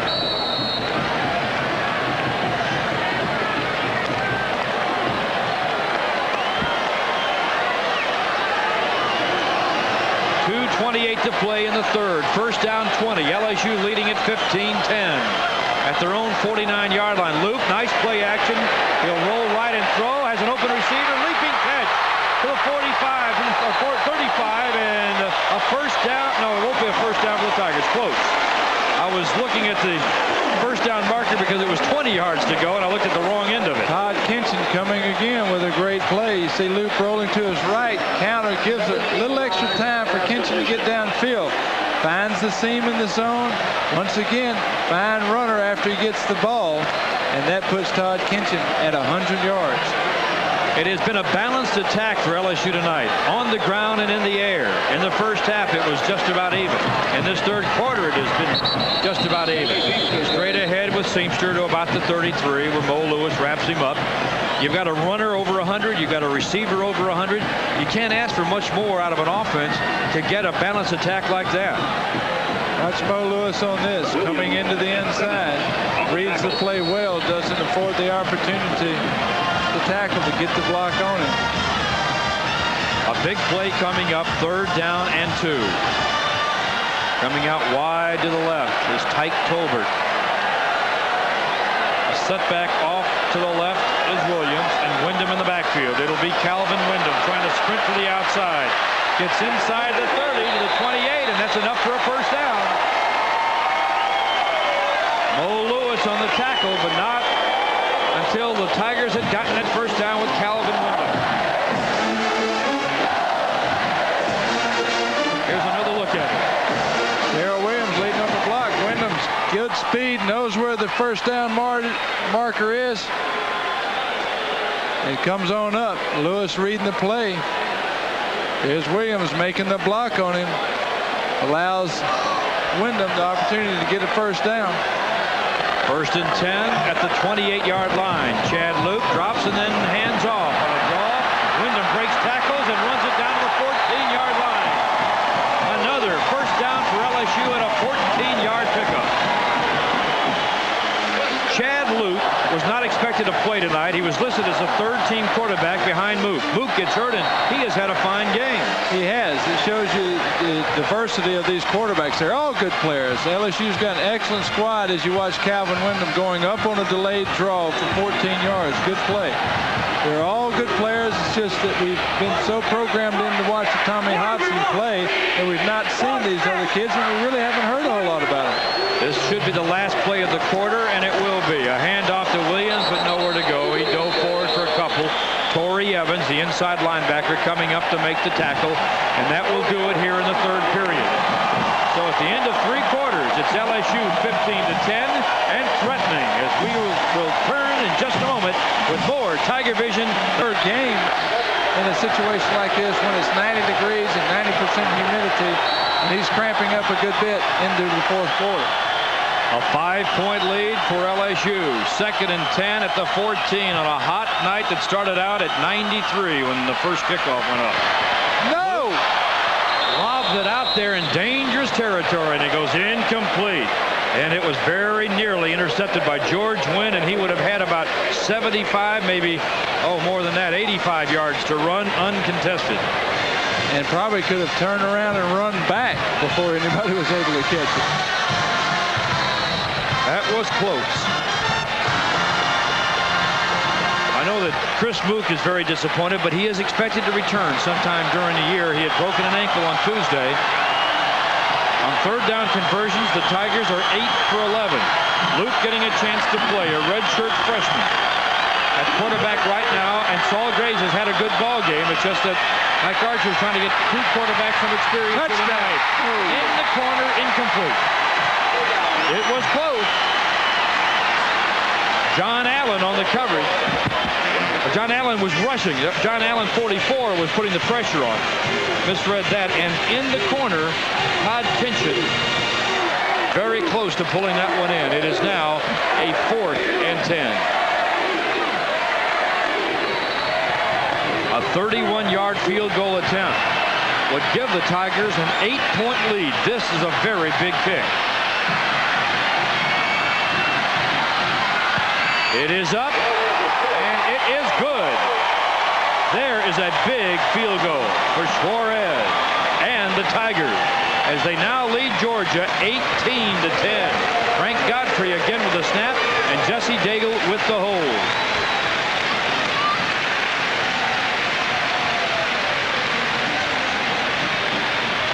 And with a score of 18-10, let's take a look at the Piccadilly big play of the 3rd quarter. And it will be Todd Kinchin going over the corner. Even though he's being molested in the end zone, he still makes the play, still makes the catch for a touchdown. Todd Kinchin, good play. 18-10 advantage after a 10-play, 44-yard drive. That took 4:08 off the clock and a 31-yard field goal for Pedro Suarez, the sophomore, who had his first point after attempt tonight. blocked. A second point after a muck or low snap that one that could not be handled. And now a couple of field goals. Hastings again deep with Chad Wilson. This kick will be taken by Hastings at the 6, maybe the 7, and he's going to go down the sideline. He almost stepped out of bounds. Now he is out of bounds, up around the 36-yard line. Joe Merrill makes the hit. Hastings, a freshman, and a 31-yard return. Almost stepped out of bounds right there. If he didn't, right when he caught the ball. Merrill comes in. Had a tough year last year. Had an injury that brought him out. He was to be almost the starting cornerback. Coming back strong. Here is Talley pitching out. Reverse. To Ware, and it will be reversed to Cleveland. And look at that. Knocked loose, and it goes into the bench area of the Tigers as Swan came up to make a big play, number 35, and it will be the Bulldogs football. Oh, that would have been a big turnover. But out of bounds on the sideline, right by the Tiger bench. There's nothing like a great play to help a kid mature. Watch Swan on this. Reads the reverse all the way and makes an open field tackle. Shucks him from the ball there. It was Great Steve play. Moore, number 23, that reversed it around. The quarterback is Talley. He's more noted for his running an offense from the ground than he is throwing, but he throws here and gets it complete up near midfield to the tight end, Chris Broom. He is from 6 Mile, South Carolina, and a 21-yard pickup will give the Bulldogs a first down. 1,330 yards isn't bad, but he's more noted not for his passing, but for his running of the ball club offensively. On the ground primarily. He did a good job on this, dropping to the tight end on a seam pass to the inside, something they haven't done the whole game thus far. Raymond and Fuller combined to make the tackle. 1st and 10 at the 49-yard line of Georgia. Nice fake by Talley. Will toss it over the middle, and it's going to be incomplete. Diving effort from Robbie Green. A penalty flag has been dropped. Fuller was coming over as well, but it dropped right in between.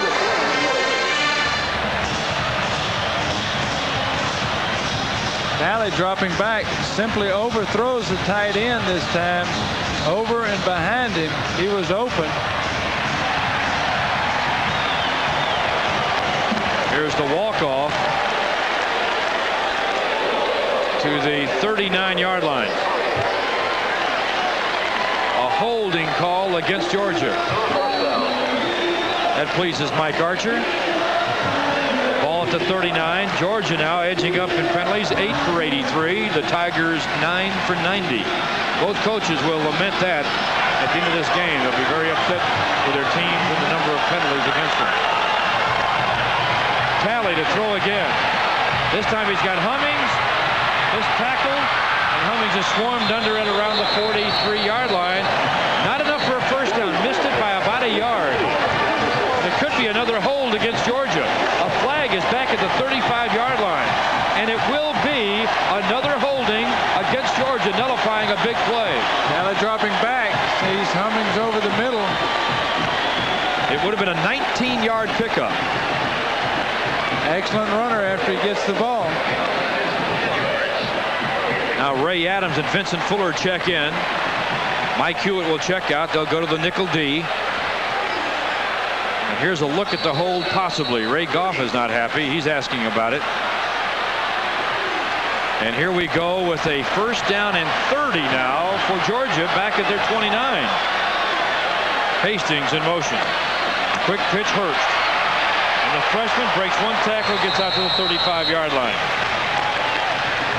Vincent Fuller, the strong safety, came up to make the tackle. 13:23. The clock is moving. That's all that's left in this one.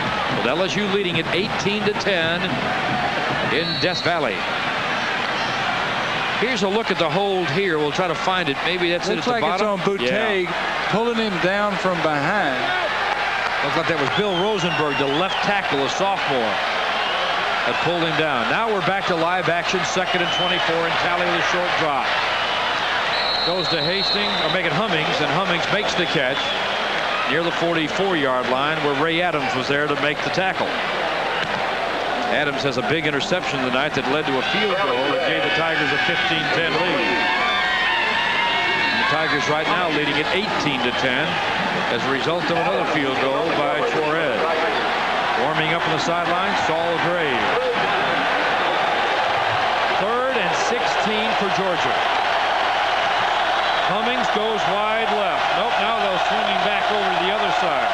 They're going to put Evans wide left. And now there is some confusion. And a timeout called by Talley and the Bulldogs. And we'll take a local break here, and we'll do that right now. 3rd down and 16. Dropping to throw. Talley lobs it underneath and gets enough for a completion, but did he get enough for a first down? No. Mitchell on the catch, a tight end. He gets 15, but needed 16. He was open enough to get it. Talley just kind of soft touched this one. Talley drops back. He fell down on the play. Mitchell just fell down. It is 4th down, and they're going to go for it. 4th and about 2. A long yard and a half. Big play time. 4th down. 11:42 to play. Hastings in motion. Pitch out Hurst, the freshman. Yes, first down to the 37-yard line. Swan makes the tackle for LSU. Oh, we got a humdinger of a game here tonight in Tiger Stadium. Hurst coming around his left side. Swan has to contain this play. You see him coming in there late, but not quite in time to stop the push to keep from getting the first down. 11:22 to go, and it's 4th quarter action you're looking at live on Tiger Vision. First down, 10. Bulldogs at the 37. This is Hurst breaking tackles and getting it down to the 27-yard line. And that's a 10-yard pickup, and where they mark it will determine whether it's a first down or not. Looks like it is. They may bring the chains out. Hurst on this patented Georgia tossed eye sweep comes off to the side, breaks one tackle, moves it up for 10 yards. They're bringing the chains out to measure. There's a good look at it. Ooh, ooh, ooh. No, he did not get the first down. And he didn't miss it by much. It'll be 2nd down and inches. And that's a dangerous situation for a defense. You talked about it from a quarterback standpoint, Bert, how great it is offensively to have that situation. It really tests the defense now, doesn't it? It certainly does, because you think short yardage, but you have to be prepared for the big play. Although I don't think Georgia's going to do anything but just bread and butter until LSU stops them. They're going to go after them right now. They're moving the ball effectively on the ground. And until LSU stops, I would be surprised if they change their tempo. And they go straight ahead with Strong, the fullback, and he gets down near the 26, and it should be the first down. He only had a foot to go, and he gets the first down straight ahead. Tigers up front had Scott Wharton at nose guard on that play. He is from Baton Rouge, from University High School, a 2-year letterman, and a junior.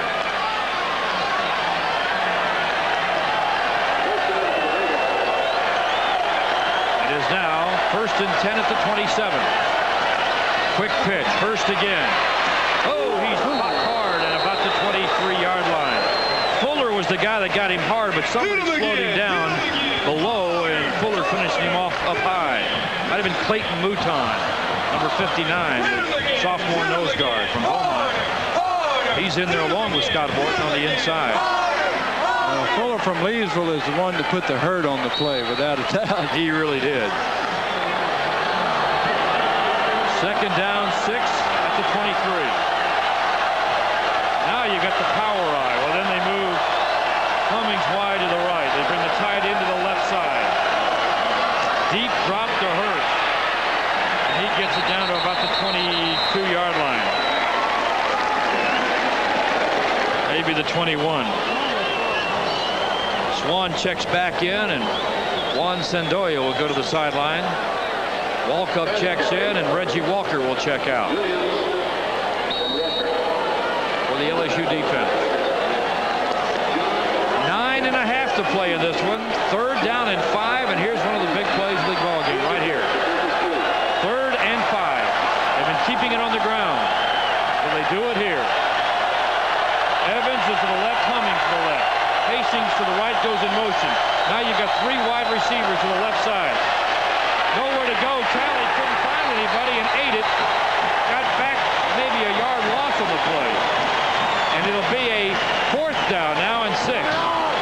kicking unit is coming on. Clayton Mouton wrapped him up with some help from Scott Wharton. Dropping off to the right. He finally figured out the flood pass on that. Hastings moving in motion to the left. Well, Raymond was there to stop it. Nowhere to go with the ball, so he tucked it and ran. A 40-yard field goal attempt for one of the best in the conference, if not the country, John Casey. It is up, and it is good. And this guy can kick them. There's no doubt about it. We have an 18-13 ball game now in Tiger Stadium. A 5-point lead for LSU. As the Bulldogs get a field goal here in the fourth quarter. Matching the field goal earlier of Pedro Suarez. The LSU Athletic Department wants to make it possible for families to watch, to catch the Tiger spirit. And it will be in there now, and he is deep on the far side, number 33. Slip Watkins is deep on the near side. It'll be Beckham way back in the end zone. Kick. That was a boomer, and it was all the way to the back line of the end zone. And Beckham had no chance to return that one. So the Tigers will have it, 1st and 10 at the 20-yard line. A scoring drive for Georgia, 12 plays, 41 yards. Not a lot of yards, but it was effective enough to get 3.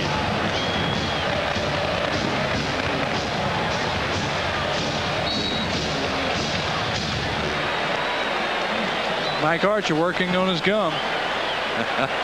Saul Graves back in at quarterback. Saul Graves returns to the quarterback. You know, the Tiger fans have been fortunate to have a Tommy Hudson who threw for over 9,000 yards, 69 touchdowns, 8 SEC records, 21 LSU records. Here's the pitch out to Harvey Williams. He spins his way out to about the 24-yard line. He's up over 100 yards tonight. So the fans really can't put too much pressure or expect too much from Saul Graves. He has played a really error-free game tonight.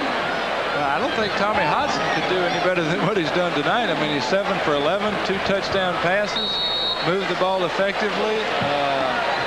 He had him going for another score and had Harvey Williams fumbled the ball going in. So he's done a good job. Even though Tommy's a great player, not taking anything away from him, Saul Graves has done an effective job tonight. Last year, LSU had a record 7 academic All-SEC players. One of those is Saul Graves. 5 of those have returned to this team. And I think being smart, being patient, being mature as a 5th-year quarterback has paid off despite his lack of playing time and game conditions. This handoff gets it out to about the 28-yard line. The player shaken up for a moment for LSU was number 66, Chris Truax, the right guard, but he appears to be all right. He says, hey, I'm okay, but he's limping pretty heavily. Cramps. Yeah, he's got to come to the sideline. He didn't want to come out. When you start losing the body fluids that these guys are losing right now, you cramp up in a big way. Now his backup is Mike Duplantis. One lineman not suiting up for tonight's game is Roger Hutchinson. He's been out with an injury. He would have been used tonight, no doubt, had he been healthy at right tackle. And when he does come back, I think LSU probably will be sporting the largest offensive line in the history of LSU. Well, they are big, all around 270, 280, and 290 with Truax, as you just saw him go off.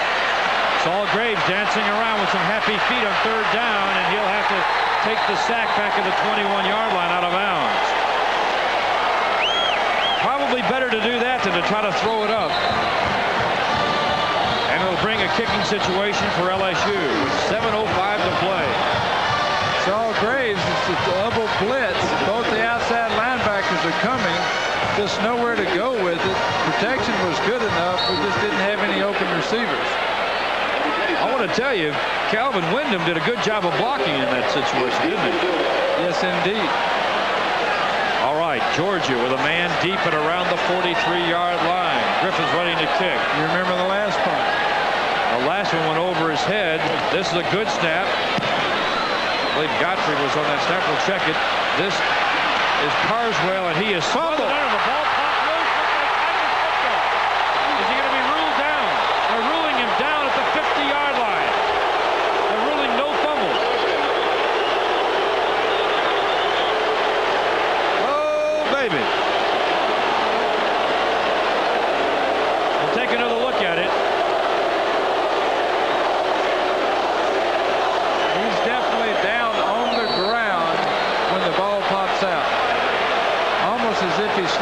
the tackle. Good call by the ref. Georgia's not wasting any time going to the offense on 1st down and 10 with less than 7 minutes to play. Down by 5. Talley, the quarterback, Hurst the runner. He smothered under, but he got into Tiger territory near the 47-yard line.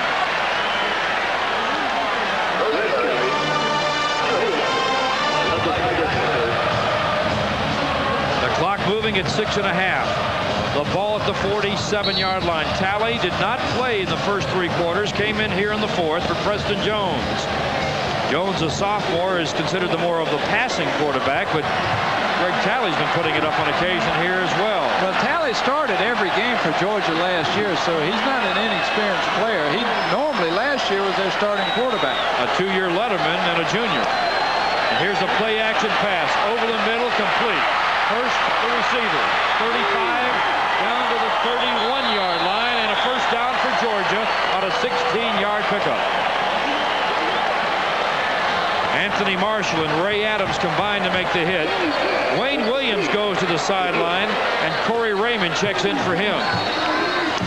Greg Talley showing poise back there. Play action pass, looking for a deep receiver, but comes back, checks off, hits Hurst right over with a dump pass, but turns into a big gainer for Georgia. 1st and 10, 31-yard line. High backs for Georgia. Quick pitch, Hurst. Seeing a lot of action. He wants to throw. He's in trouble. He'll be smothered. No, he gets away. Still loose, and then he's decked at the 40. Oh, about the 42-yard line. Finally knocked down by Mike Hewitt. A loss of 10. Watch this as Hurst gets the football.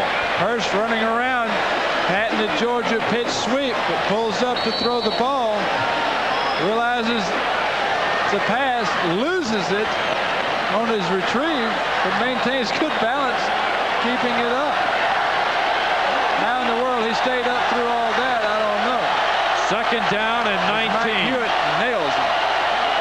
Wideouts left and right.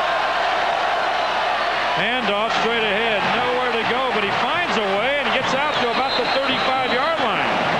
How he escaped, I don't know, but Max Strong ran strong, and he gets it down to the Tiger 35, where it'll bring up 3rd down at about 14. Strong is just a delayed blitz, delayed draw type run. Keeps his feet, turns it up the field, makes something out of nothing. Coming out wide to the left now is number 4, Kevin Maxwell, on 3rd and 14, and now it looks like too much time. Something's wrong. Nope, not too much time. A timeout for LSU has been called. The Tigers not liking the defense that was on the field for the offense that was being displayed. Called a quick timeout. Probably a great call there, because on 3rd and 14, you want to have the right personnel on the field. We will take a timeout here with 4:15 to play. 18-13. Tigers by 5. Georgia with the ball. We'll be back to look at it. And that's all I saw was Talley at quarterback against Tennessee. And then they said, well, they're going to start Preston Jones. I said, boy, that did me a lot of good to see Talley, huh? And that's what happens a lot of times in college football. You prepare for one guy. You got to, as a defense, you got to prepare for everybody they've got. Especially an inexperienced team like Georgia and LSU, you really never know what's going to happen. 3rd and 14. Incomplete because of a good rush caused perhaps the errant pass. No penalty. Well, there's a flag down at the line of scrimmage. No flag in the secondary, but there is one at the line of scrimmage. Depending on what the play is, or the penalty, we'll find out if they get another chance. Talley back. It's just not a good throw. Not real open to begin with, as Ray Adams had him well covered. They call it movement before the snap. No play, and they have to take the penalty. They're talking it over down there right now.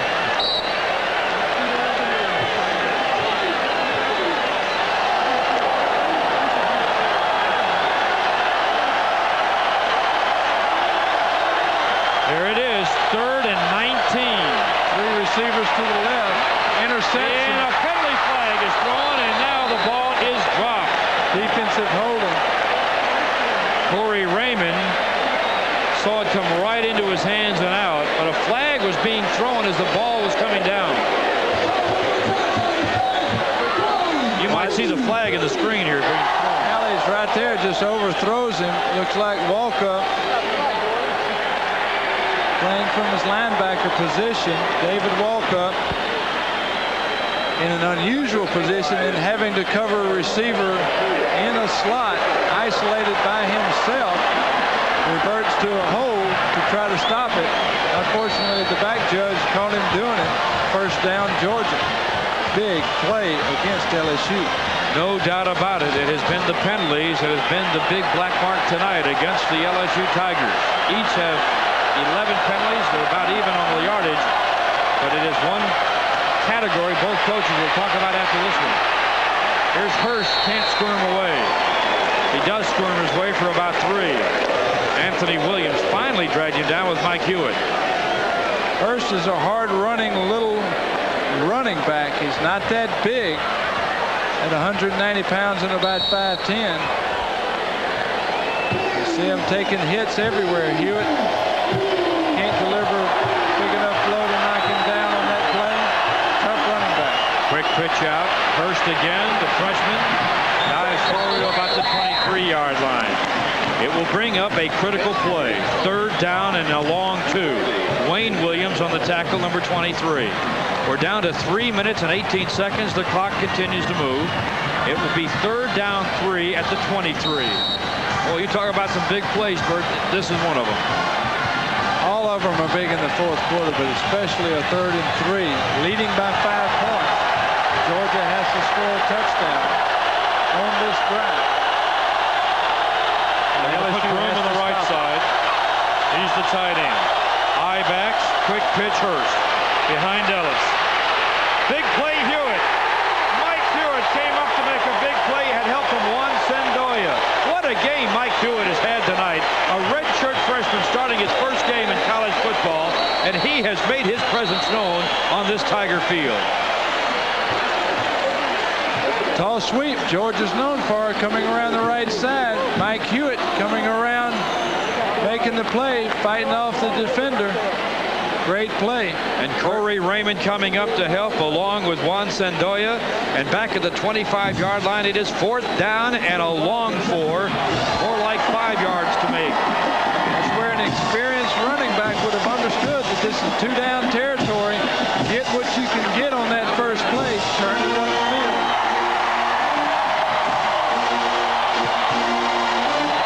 This is a copyrighted pay-per-view broadcast of the LSU Athletic Department. Unauthorized reception is prohibited. Did y'all all understand that? That means everybody out there with a satellite dish, if you haven't paid for this, you're breaking the law. So don't do it, okay? You were reading it off the screen. I was wondering where you were getting that. Hey, I'm quick. All right. What a ball game this has been. An SEC opener, a big opening game for both teams. The Tigers at home with a big crowd. 18-13, leading it by 5. And the Bulldogs line them up. 4th down and 4. Play of the game right here. Alfonso Ellis is the only guy behind Talley. He won't get it. They're going to throw and will. And it goes incomplete. They went to the freshman, and it will go incomplete. Andre Hastings could not get to the football. No flags, and the Tigers take over on down. Reggie Walker and Corey Raymond back. Slot to your right. Going down there, hooking up at the stick. Reggie Walker's right there with him. Makes the play. Corey Raymond there for support. Good job throwing to the wrong man, but going for the first down. I'm a little surprised they went to the freshman Hastings. They've gone so much to the freshman Hurst. They're really relying on some young people here to make big plays. They're good athletes, good players. It's a young football team. Both teams are. They're pretending that everybody has experience, and they're just playing that way. Down to 6 seconds on the shot clock. Yeah, that's a play clock there that's down to 1, and they just get the play away. Pitch out Harvey Williams. Harvey breaks a tackle, and a flag goes down. Another flag goes down as he gets out to the 37, maybe the 38-yard line. That's enough for a first down as Mo Lewis hits him, but 2 flags went down. Once as he made the turn, and another as he was taking it upfield. It appears it's going to be a holding call. Let's see if we can find where it is. Haven't seen it yet. What a nice cut. Possible clip there by Seamster. Well, if nothing else, Harvey Williams has shown that his legs are healthy, and it is a clip. Decline, holding will be taken. And that was because it was back at the line. So they're going to move it all the way back to the 15-yard line. Well, Harvey is showing the ability to burst in speed and also to make the cut tonight, and that's good signs, perhaps for 1990 if he remains healthy. Harvey's doing some good things tonight. Tigers have it now. They place it inside the 15 at the 14-yard line, 1st and 20.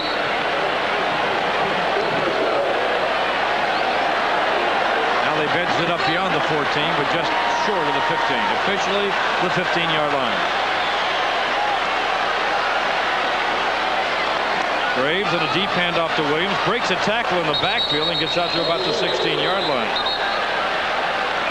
Pretty good play defensively, but just couldn't hold on to him. Clock's down to 1:50 now. Robert Bell, I think, got a hand on him, but couldn't bring him down. One hand will not bring Harvey Williams down. Now Brian Jenkins, the tight end, will check in. Wesley Jacob, a wide receiver, checks in. You see him there with Saul Graves. Going out of the lineup now is Todd Kinchin. Georgia has one timeout remaining, as does LSU. Down to 5-4. 1:23 to play. Pitch out. Williams outside of the 20. Don't go out of bounds to the 30. And the clock will continue to run, I believe, because he did not get out of bounds. They got it out to the 30-yard line. Not enough for a first down. Corey Evans and Mike Jones make the tackle. We'll take another look at it here. Harvey Williams getting the speed to the outside and does a good job staying in bounds, keeping the clock running. Less than a minute to go. 3rd down and 4. A 5-point LSU lead over Georgia. 47 seconds. Harvey with 123 yards tonight. Taking a lot of time, making that clock go all the way down. 37 seconds. 36-3 on the play clock. They pitch out to Harvey. Touchback. Look at that move. Gets the first down up around the 38-yard line on a big move by Harvey Williams. There's 28 seconds remaining. And Harvey's cutback shows not only that he has the ability to do that, but shows that he had the smarts to do that to get that first down. Harvey Williams coming back, I hope, to the performance and style when he came to LSU. Turns it back to the inside on that pitch sweep. Keeps the clock going down to 15 seconds. And it should just about ice it for him. 11 seconds, 10. 6 seconds on the play clock. Down to 6 seconds now on the game clock. 2 seconds, and there's the last play of the game. Saul Graves will take the snap and just kneel it down, and the Tigers have won it. There's 1 second on the clock. There's 1 second on the clock, but everybody's on the field. The referees are running off. The referees are running off. Now the clock has gone to 0, and it is all over. They kept that 1 second up for a while, and that scared me. The Tigers have won it 18-13. What a way to start 1990. Woo! We talked about it at the top of the show, that the Tigers had a chance here to grab the lead in the SEC, had a chance to bring back prestige to the purple and gold, and they've done it with a big victory here tonight. We're going to take a look at the Piccadilly big play of the 4th quarter.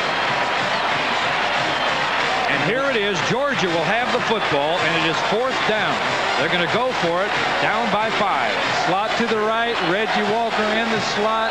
Corey Raymond in position. Throw it for the first down. Both of them are there. Did not get the first down. Reggie Walker and Corey Raymond came up with a big play of the night.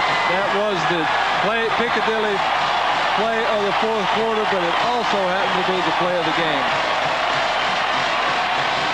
All right, we will take a local timeout here, and we will be back to recap this one. A happy Mike Archer. The final